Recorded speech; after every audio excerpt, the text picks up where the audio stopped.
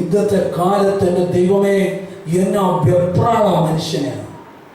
നീ എന്തിനാ വെപ്രാളപ്പെടുന്നേ? അത് പറ. ഇവിടെ ഒന്ന് ആലോചിച്ചേ.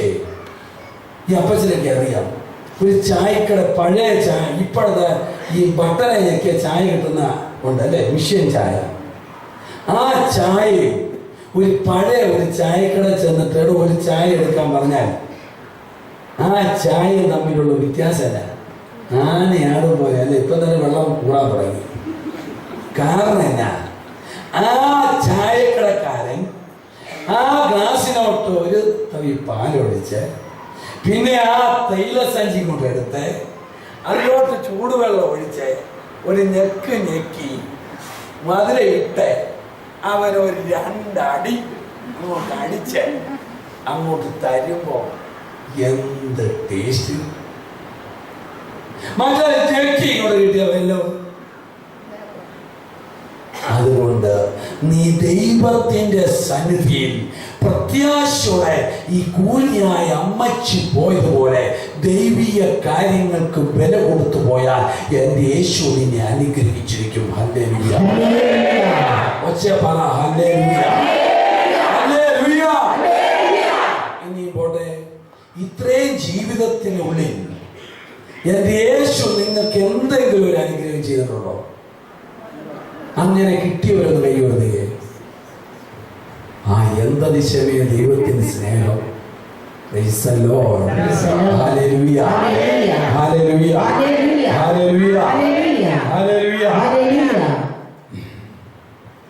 ലൂക്കായുടെ സുവിശേഷം 18 അധ്യായം അതിന്റെ 42 വാക്യം. ലൂക്ക 18:42.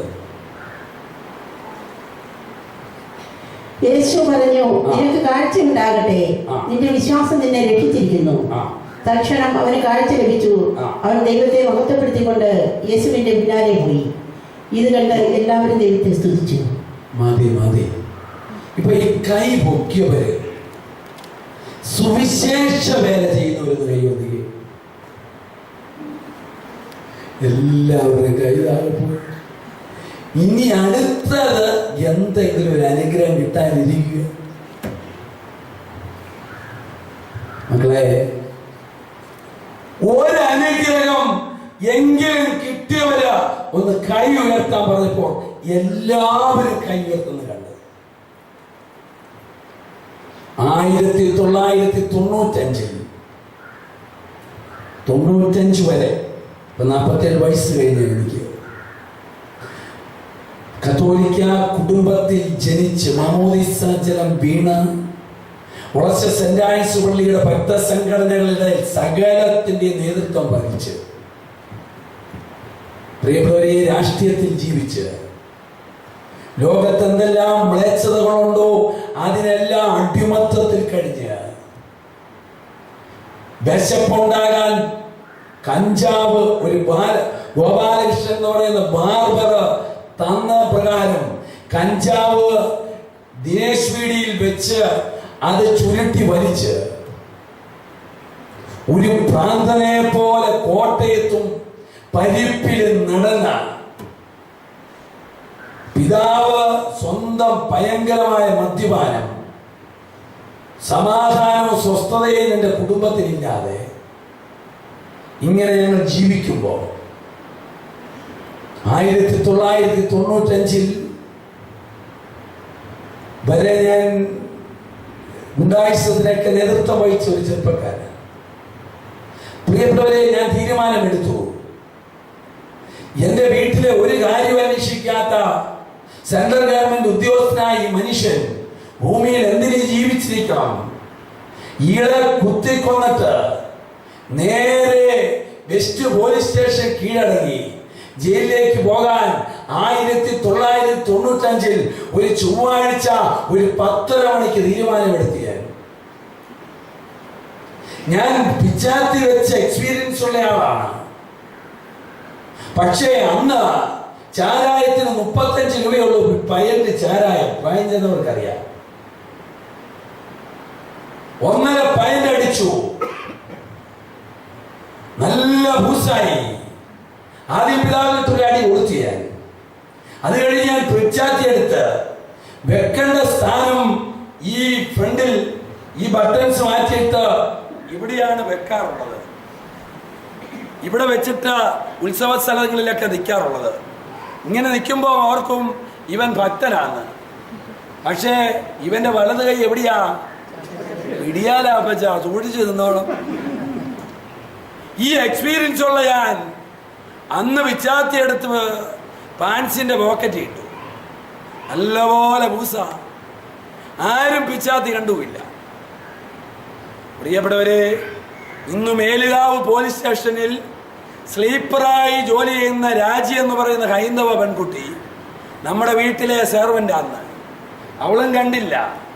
പക്ഷേ ഞാനിങ്ങനെ ഫാദറിനെ ഇത് ചെയ്ത് ഈ ലോകത്ത് മാറ്റാൻ തീരുമാനമെടുത്തിരിക്കുമ്പോൾ എൻ്റെ അമ്മയും പെങ്ങളും എല്ലാം കൂടി അച്ചായനെ പിടിച്ചുകൊണ്ട് അകത്ത് നിർത്തിയിരിക്കുന്നു. എന്നെ നാട്ടുകാർ വന്ന് പിടിക്കുന്നുണ്ട്, ഒരുത്തരെ സമ്മതിക്കുന്നില്ല, എല്ലാവരും വിട്ടുപോയി. ഇവള് വന്ന് കൈ കയറ്റിയപ്പോൾ ആ പിടി, ആ പിച്ചാത്തി പിടിച്ച് ആ മകളെ വലിച്ചൂരുമ്പോൾ ഈ കൈ പിച്ചാത്തി ഇങ്ങനെ പൊങ്ങി വന്നപ്പോൾ ഇവിടെ ഒരു പാടുണ്ടോ?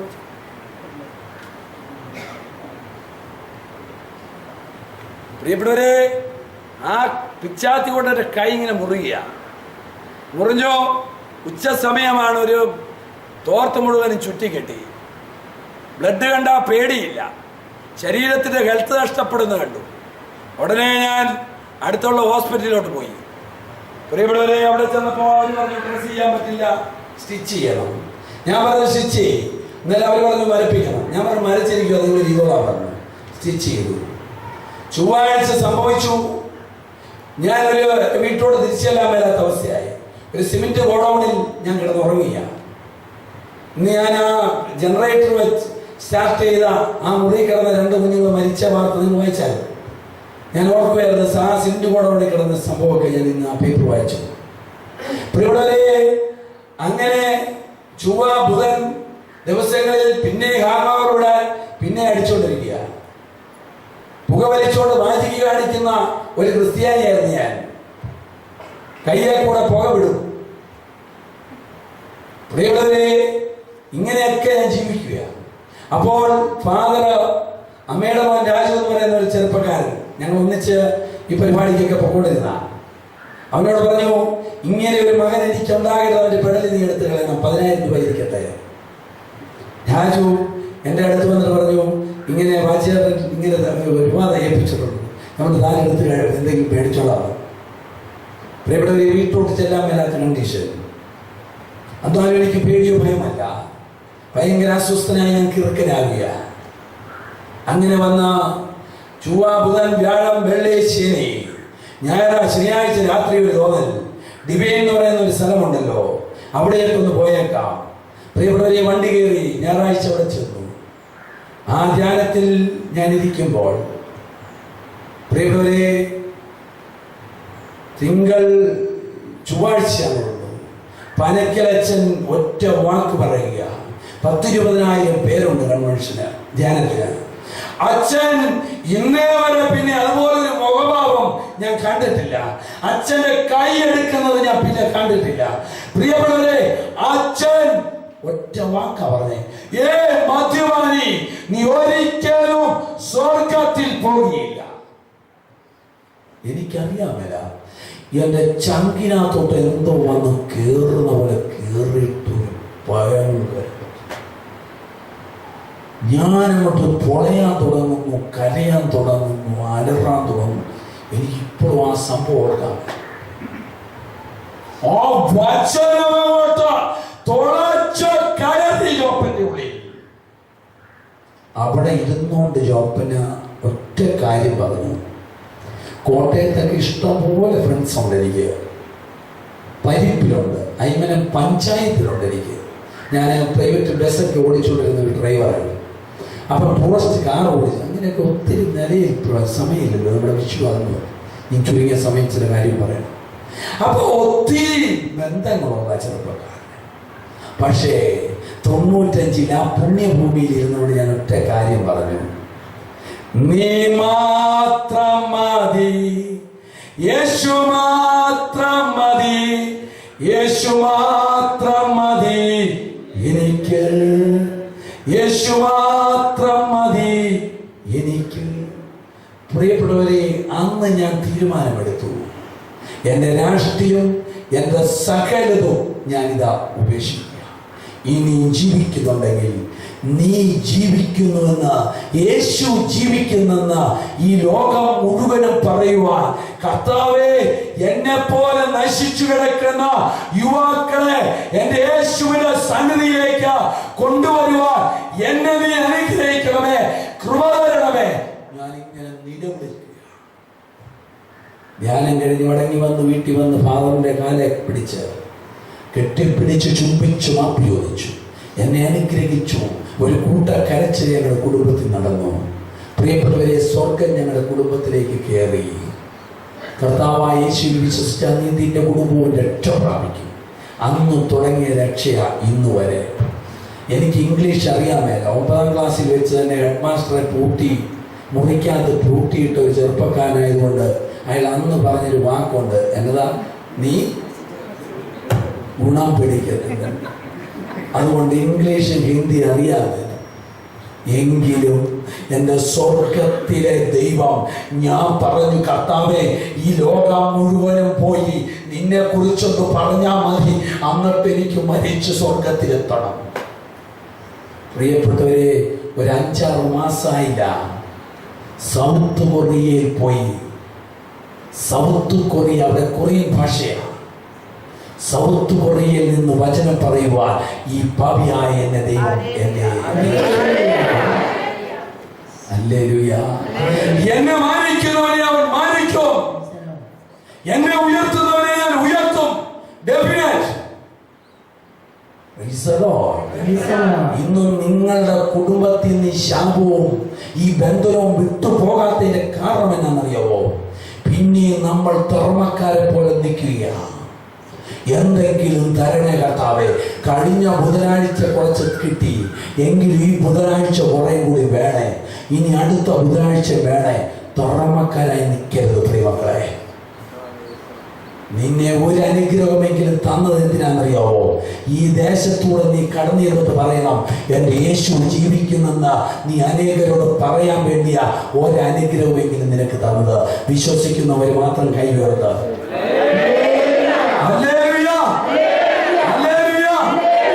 അതുകൊണ്ടാണ് ഈ സ്ത്രീ പറഞ്ഞത്, ലൂക്ക 18:42 വചനത്തിൽ പറഞ്ഞത്, അവൾ എന്ത് ചെയ്തു? ആ അന്ധൻ എന്ത് ചെയ്തു? അവൻ പോയി എന്ത് ചെയ്തു? 42 വായിച്ചു ഒന്നുകൂടെ. 18 ലൂക്ക 18:42. നിനക്ക് കാഴ്ച ഉണ്ടാകട്ടെ. ആ ഉണ്ടായി. ആ തൽക്ഷണം അവന് കാഴ്ച പ്രാപിച്ചു. അവൻ ദൈവത്തെ മഹത്വപ്പെടുത്തിക്കൊണ്ട് ആ മല്ലപ്പള്ളിയിലൂടെ നടന്നു മാറിയതുവരെ.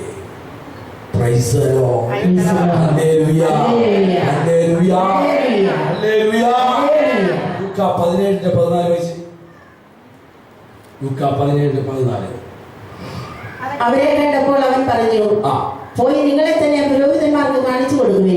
കണ്ടോ മക്കളെ, ആ പുരോഹിതന്മാർക്ക് നിങ്ങളെ തന്നെ ഒന്ന് കാണിച്ചു കൊടുക്ക. ഈ വലിയ രോഗശാന്തി ദൈവം എനിക്ക് തന്നു ഒന്ന് പറഞ്ഞേ. മത്തായിയുടെ സുവിശേഷം 18:14 എടുത്ത് വായിച്ച്. മത്തായി 18:14.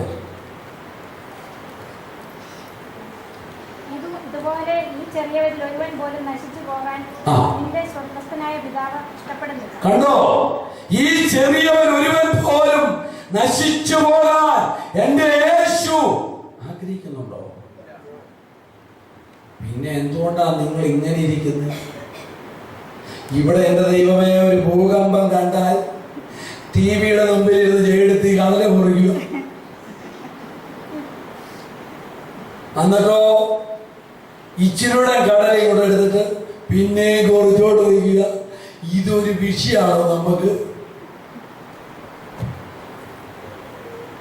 അയലോകത്തുള്ള വ്യക്തി മദ്യപാനത്തിൽ അവൻ മരിച്ചു പോകുന്നത് കണ്ടിട്ടും എന്തെങ്കിലും ഒരു വേദന ഇന്നു വരെ ഉണ്ടായോ?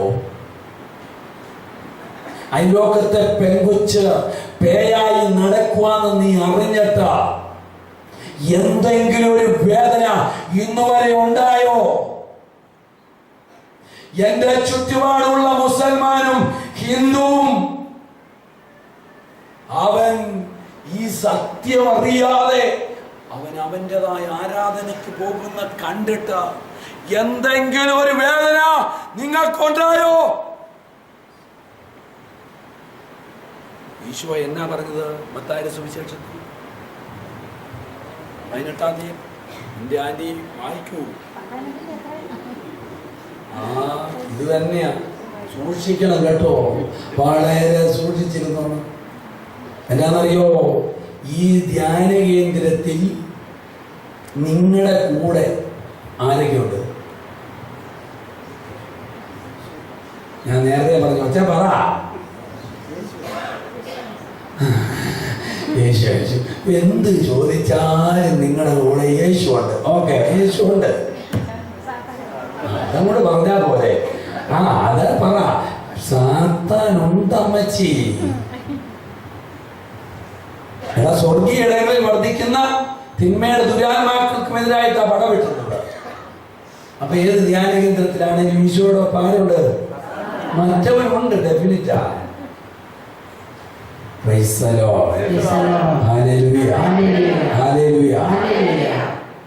അതുകൊണ്ട് ഒരു മദ്യപാനികൾക്കായിട്ടുള്ള ധ്യാനം നടത്തുക. അപ്പോൾ ഒരു ഗ്ലാസ് ചാരായവും ഒരു ഗ്ലാസ് പച്ചവെള്ളവും ബ്രദർ എടുത്തു വെച്ചിട്ട് ജീവനുള്ള മൺവിരയെ പിടിച്ച് 2 ഗ്ലാസ്സിൽ വിട്ടിട്ട് എല്ലാവരും കാലിക ഉയർത്തിപ്പിടിച്ചിട്ട് ചോദിച്ചു, 2 ഗ്ലാസ്സിലെയും മൺവിര തുള്ളിച്ചാടുന്നുള്ളൂ. മറ്റേ പ്ലെയിൻ ഗ്ലാസ്സാണ്. എല്ലാവരും കണ്ടവർ പറഞ്ഞു 2 ഗ്ലാസ്സിലെയും വില തുള്ളിച്ചാടുന്നു. ബ്രദർ എല്ലാവരും കാലിക ഗ്ലാസ് വെച്ചു. സുവിശേഷ പ്രസംഗം തുടങ്ങി 2 മണിക്കൂർ കഴിഞ്ഞ് അദ്ദേഹം 2 ഗ്ലാസ് ഉയർത്തിപ്പിടിച്ചിട്ട് ചോദിച്ചു, 2 ഗ്ലാസ്സിലെ വില തുള്ളിച്ചാടുന്നുണ്ടോ? ഇല്ല, ചാരായത്തിലെ വരെ ആ ചാരായം ഒഴിച്ച ഗ്ലാസ് എന്തോ തരി പോലെ, മറ്റേ പച്ചവെള്ളത്തിലെ വില തുള്ളിച്ചാടുന്നുണ്ട്. ഉടനെ നമ്മളെ പോലെ ധ്യാനം കൂടാൻ വന്നൊരു ചേട്ടൻ പുറകിൽ എണീറ്റിട്ട്, ഇപ്പോഴാ മനസ്സിലായത് ചാരായം കുടിച്ചാൽ വില പൊടിഞ്ഞു പോകുമെന്ന്. ഞങ്ങൾ ആന്റിപ്പയറായിരുന്നു കഴിച്ചുകൊണ്ടിരുന്നത്. ഇപ്പോഴാ മനസ്സിലായി ചാരായം കുടിച്ചാൽ വില പൊടിയും. പ്രിയപ്പെട്ടവരെ, അതിന് കാരണമുണ്ട്. ലൂക്ക 8:11-12 വചനം. ലൂക്ക 8:11-12. ഉപമ ഇതാണ്. വിത്ത് ദൈവവചനമാണ്. ചിലർ വചനം ശ്രമിച്ചെങ്കിലും അവർ വിശ്വസിക്കുകയോ രക്ഷപ്പെടുകയോ ചെയ്യാതിരിക്കുവാൻ വേണ്ടി പിശാച് വന്ന് അവരുടെ ഹൃദയങ്ങളിൽ നിന്ന് വചനം എടുത്തു കളയുന്നു. ഇവരാണ് വഴിയരികിൽ വീണ വിത്ത്. വചനം ശ്രമിക്കുമ്പോൾ നീ രക്ഷപ്പെടാതിരിക്കുവാൻ വേണ്ടി എന്തു ചെയ്യും? വചനം എടുത്തു കളയും. അതുകൊണ്ടാണ് വായിച്ച ഉടനെ ചോദിച്ചാൽ പോലും നമുക്ക് പറയാൻ നോക്കുന്നില്ല. അതുകൊണ്ട് ഒരിക്കൽ കൂടി ഒന്ന് സ്തുതിച്ചേ.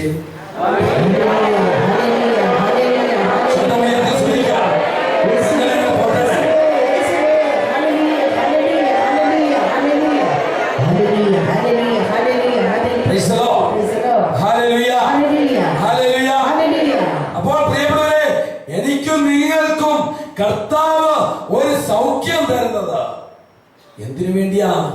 അനേക ആത്മാക്കളെ നേടിയെടുക്കാൻ.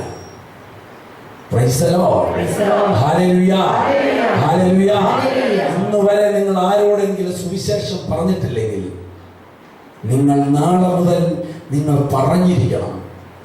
ഇല്ലെങ്കിൽ നിങ്ങൾ മധ്യസ്ഥ പ്രാർത്ഥനയിൽ ഇരുന്നെങ്കിലും നിലവിളിക്കണം. കർത്താവേ, ഈ വല്ലപ്പള്ളി ദേശം, ഈ ലോകം മുഴുവനും ഹൈന്ദവരായ മക്കൾ, മുസൽമാൻ എന്റെ യേശുവിനെ രക്ഷിതാവും കർത്താവുമായി സ്വീകരിക്കുവാൻ ഇടയാക്കണമേ കർത്താവേ. ഈ അത്ഭുതങ്ങൾ നടക്കണമേ കർത്താവേ. നിങ്ങൾ മധ്യസ്ഥ പ്രാർത്ഥനയിലെങ്കിലും ചങ്കുമുണ്ട്. ഇപ്പോഴത്തെ മധ്യസ്ഥ പ്രാർത്ഥന എന്നെ നടക്കുന്നേ? കർത്താവേ, IELTS മാറുന്നെല്ലാം പഠിച്ചു. കർത്താവേ, ആ അമേരിക്കയ്ക്കുള്ള ടെസ്റ്റ് എത്ര എവിടെയൊന്ന് വിജയിപ്പിക്കണേ കർത്താവേ. റോക്കറ്റിൽ ഒന്നും എത്തിക്കണേ കർത്താവേ. ആ പ്രാർത്ഥന നിർത്ത്. ആദ്യം അവിടുത്തെ രാജ്യവും നീതി അന്വേഷിക്കുമ്പോൾ ബാക്കി എല്ലാം കൂട്ടിച്ചേർക്കും. പ്രിയപ്പെട്ടവരെ, ജോപ്പങ്കളത്തെ കർത്താവിനെ അന്വേഷിക്കാൻ ആരംഭിച്ചപ്പോഴാണ് എനിക്ക് വേണ്ട ഭൗതിക തലത്തിന് വേണ്ടി ഞാൻ പ്രാർത്ഥിച്ചില്ല. പിന്നെ ഭൗതിക തലം മുഴുവനും അവൻ തന്നു. Praise the Lord. Hallelujah. Hallelujah. Hallelujah. Hallelujah. Hallelujah. Hallelujah. എസ്തേറിന്റെ പുസ്തകം അതിന്റെ 10-ാം അധ്യായം 6-ാമത്തെ വാക്യം വായിച്ചു. 10:6 കിട്ടിയോ?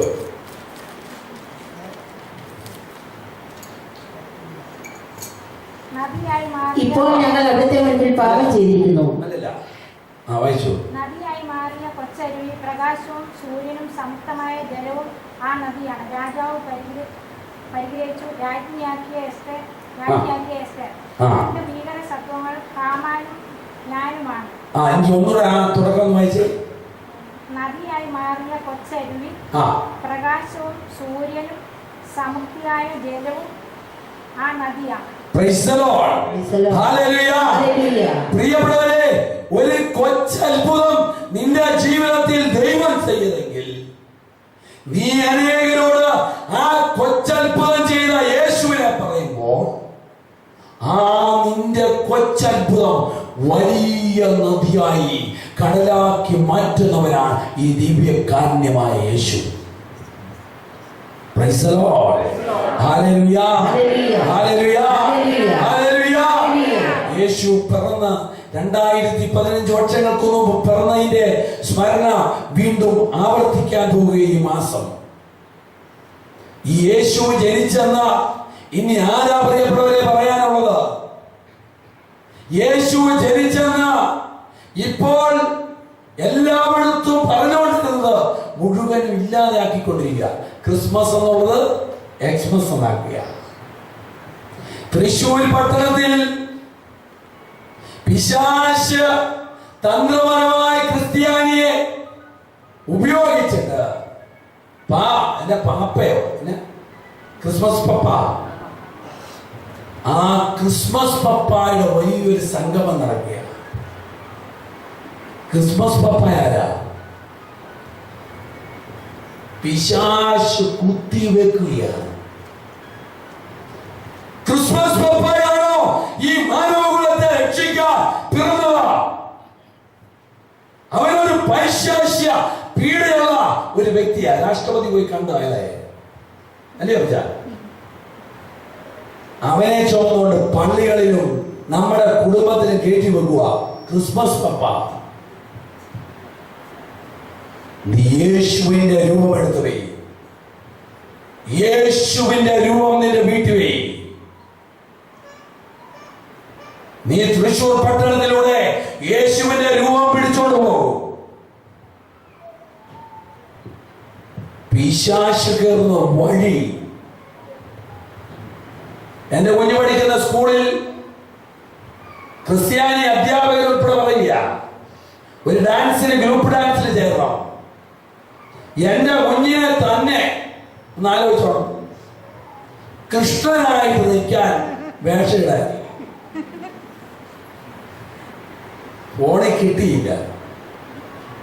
എങ്കിലും ഞാൻ കുഞ്ഞിനോട് പറഞ്ഞു, ആ മിസ്സിനോട് പറഞ്ഞേക്ക് എന്നെ കിട്ടത്തില്ല എന്ന് തന്നെ പറഞ്ഞെന്ന്. എടാ, കൃഷ്ണൻ ആരാ? നീ എല്ലാം ജ്ഞാനത്തോടു കൂടി ഈ ക്രിസ്ത്യാനി ജീവിച്ചോണം. ഈ കാലഘട്ടത്തിൽ കർത്താവിനെ കൊടുക്കുവാൻ ഈ മാസം അവന്റെ ഓർമ്മ പുതുക്കുന്ന ഈ കാലഘട്ടത്തിൽ ആരോടെങ്കിലും രണ്ടുപേരോടെങ്കിലും സുവിശേഷം അറിയിച്ചിരിക്കണം. പ്രിയപ്പെട്ടവരെ, എന്റെ വാക്കിന് ഞാൻ വിരാമം ഇടുകയാണ്. എസേക്കിയേൽ പ്രവാചകന്റെ പുസ്തകം 33-ാം അധ്യായം 7 മുതലുള്ള വാക്യം കൂടി വായിച്ച് എല്ലാവരും ചങ്കയിൽ കുറിച്ച് വെച്ചോണം ഈ വചനം. എസേക്കിയേൽ 33:7 മുതൽ വായിച്ചു. വേണ്ട, ഒന്നോട്ടൊന്ന് വായിച്ച് ശരീരം വായിക്കാമെങ്കിൽ. കർത്താവ് അരുളി ചെയ്തു, മനുഷ്യപുത്ര, നീ നിന്റെ ജനത്തോട് പറയുക, ഞാൻ ഒരു ദേശത്തിന്റെ മേൽ വാൾ അയക്കുകയും ആ ദേശത്തെ ജനം തങ്ങളിൽ ഒരുവനെ കാവൽക്കാരനായി നിയമിക്കുകയും വാൾ വരുന്നത് അവൻ കാണുകയും കാഹളമൂതി മുന്നറിയിപ്പ് കൊടുക്കുകയും ചെയ്യുന്നതെന്നിരിക്കട്ടെ, ആ. കാഹളനാദം കേട്ടിട്ടും മുന്നറിയിപ്പ് സ്വീകരിക്കാത്തവനെ ആ. വാൾ വിച്ഛേദിച്ചു കളയും. ആ. അവന്റെ രക്തത്തിന് ഉത്തരവാദി അവൻ തന്നെ. അവൻ കാഹളനാദം കേട്ടു, മുന്നറിയിപ്പ് സ്വീകരിച്ചില്ല, അവന്റെ രക്തത്തിന് ഉത്തരവാദി അവൻ തന്നെ. മതി. ഇനി അതിന്റെ 7 തൊട്ടുള്ള ശരി. മനുഷ്യപുത്ര, ഇസ്രായേൽ ഭവനത്തിന് കാവൽക്കാരനായി ഞാൻ നിന്നെ നിയമിച്ചിരിക്കുന്നു. എന്റെ നാവിൽ നിന്ന് വചനം കേൾക്കുമ്പോൾ നീ എന്റെ താക്കീത് അവരെ അറിയിക്കണം. ഞാൻ ദുഷ്ടനോട്, ദുഷ്ട, നീ തീർച്ചയായും മരിക്കുമെന്ന് പറയുകയും അവൻ തന്റെ മാർഗത്തിൽ നിന്ന് പിന്തിരിയാൻ നീ മുന്നറിയിപ്പ് നൽകാതിരിക്കുകയും ചെയ്താൽ അവൻ തന്റെ ദുർവൃത്തിയിൽ തന്നെ മരിക്കും. എന്നാൽ അവന്റെ രക്തത്തിന് ഞാൻ നിന്നോട് പകരം ചോദിക്കും. Praise the Lord. Praise the Lord. Hallelujah. Hallelujah. മദ്യപാനിയായി ലോകത്തിലെ വേഴ്ചയിൽ കിടന്നു നടന്ന ഒരു ജോപ്പകലത്ത പ്രിയപ്പെട്ടവരെ, ഇന്ന് ഇവിടെ വന്നും അനേക സ്ഥലത്തും സുവിശേഷം പറയാൻ പോകുന്നത് പൈസയ്ക്ക് വേണ്ടിയല്ല, ഉപജീവന മാർഗമല്ല. പ്രിയപ്പെട്ടവരെ, എന്നെ രക്ഷിച്ച ഈ യേശു അവൻ ഇന്നും ജീവിക്കുന്നു. അവൻ സത്യമാ. അവന് മാത്രമേ ഒരുത്തനെ വിടുവിക്കുവാൻ സാധ്യമുള്ളൂ. ആ യേശുവിനെ കുറിച്ച് പറയാൻ കാരണം, ഞാൻ മരിച്ചു കഴിയുമ്പോൾ ആ സ്വർഗീയ പർദീസയുടെ വാതിലിൽ ആ വിധിക്ക് വേണ്ടി ഞാൻ കാത്തു നിൽക്കുമ്പോൾ എന്റെ യേശു ഒരു ചോദ്യം എന്നോട് നിങ്ങളോട് ചോദിക്കും. പ്രിയപ്പെട്ടവരെ, കാനറ ബാങ്കിൽ 1 ലക്ഷം രൂപ ആന്റി കൊണ്ട് ഡെപ്പോസിറ്റ് ചെയ്യുന്നു. മാനേജർ പറഞ്ഞു 1 വർഷം കഴിയുമ്പോൾ 25% പലിശയോടുകൂടി പൈസ തിരിച്ചു തരും. ആന്റി പൈസ 1 ലക്ഷം ഇട്ടു. 1 വർഷം കഴിഞ്ഞ് മാനേജറുടെ അടുത്തോട്ട് ആ പേപ്പറുമായിട്ട് ചെല്ലുമ്പോൾ അയാൾ പറയാ, സോറി, ആ 1 ലക്ഷം രൂപ തന്നെ തിരിച്ചു തരാനുള്ളതെന്ന് പറഞ്ഞാൽ ആന്റി എന്നാ പറയും? ദൈവസ്നേഹം പറഞ്ഞിടാൻ വാക്കുകൾക്ക് മുതൽ കിട്ടിയത് പറയോ? എൻ്റെ ആന്റി പൈസലാവോ കേട്ടോ. നല്ല തങ്കപ്പെട്ട ആന്റികളുണ്ട് ഞങ്ങളുടെ നാട്ടിലെ പെണ്ണുങ്ങളാണെങ്കിലേ അവിടെ തീർക്കുവായാലേ. പ്രിയപ്പെട്ടവരെ, ആ ഏത് വ്യക്തിയും വൈലന്റ് അവരെയോ കേസ് കൊടുക്കും. പ്രിയപ്പെട്ടവരെ, എന്നെ നിങ്ങളെ ഒരു ക്രിസ്ത്യാനിയായി ദൈവം വിളിച്ചു വേർതിരിച്ചു. മാമോദിസ തന്ന ദൈവത്തിന്റെ ആത്മാവ് തന്നു. അവിടെ ചെല്ലുമ്പോൾ ഒരു ചോദ്യം ചോദിക്കും, നിന്റെ കുഞ്ഞുങ്ങൾ എഞ്ചിനീയറാണോ? നിന്റെ കുഞ്ഞുങ്ങൾ എത്ര കോടീശ്വരന്മാരാണ്? അതല്ല ചോദിക്കുന്നത്. നിന്റെ അക്കൗണ്ടിൽ എത്ര ആത്മാക്കളുണ്ട്?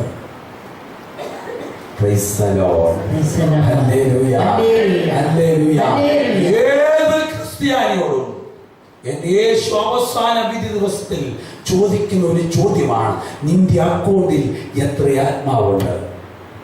അതുകൊണ്ട് തുടർന്നുള്ള നാളുകളിൽ ഒരു വ്യക്തിയോടെങ്കിലും നീ സുവിശേഷം പറയുന്ന വ്യക്തിയായി തീരുവാൻ ദൈവം നിങ്ങളെ ശക്തിപ്പെടുത്തട്ടെ, അഭിഷേകം ചെയ്യട്ടെ എന്ന് പ്രാർത്ഥിക്കുക. Praise the Lord. Hallelujah. Hallelujah. Hallelujah. നിങ്ങളുടെ പ്രാർത്ഥനയിൽ എന്നെ കുടുംബത്തെ ഓർത്ത് പ്രത്യേകം പ്രാർത്ഥിക്കണം. ചടയിൽ നിന്ന് ചാടി എണീറ്റ് 2 പേര് പരസ്പരം മുഖത്തോട് മുഖം ചടയിൽ നോക്കി നിന്നെ കയ്യൊക്കെ താത്തിട്ട്, നീ സുവിശേഷ വേലയ്ക്ക് വേണ്ടി ഇറങ്ങാനുള്ളവരാ, തയ്യാറുള്ളവർ മാത്രം ഒന്ന് കൈവർത്തിക്കുക. സുവിശേഷ വേലയ്ക്ക് വേണ്ടി ഞാൻ എൻ്റെ യേശുവിനെ ഞാൻ അനേകരോട് പറയും. അങ്ങനെ തീരുമാനം എടുക്കുന്നവർ മാത്രം ഒന്ന് കൈവർത്തിക്കുക. Praise the Lord. ശരിക്കും കൈവർത്തിക്കുക. ഒന്നുകൂടെ ഹല്ലേലൂയ.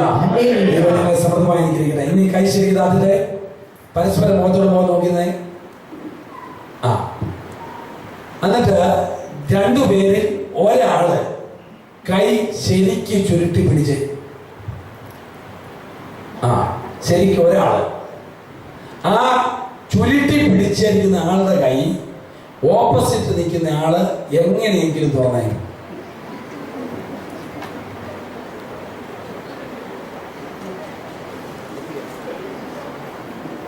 മതി ഇങ്ങോട്ട് തിരികെ നോക്കിയേ. ഞാൻ നോക്കിയപ്പോ ചില ആഞ്ചേലം വലിച്ചു പറയുക, കൈ ഒടിയുമല്ലോ എന്ന് പേടിച്ചായ പറഞ്ഞ മതിയെന്ന്. പ്രിയപ്പെട്ടവരെ, നിങ്ങളിങ്ങോട്ട് ശ്രദ്ധിച്ചേ. ഇങ്ങോട്ട് വാ, നന്നാ ബ്രദർ വാ.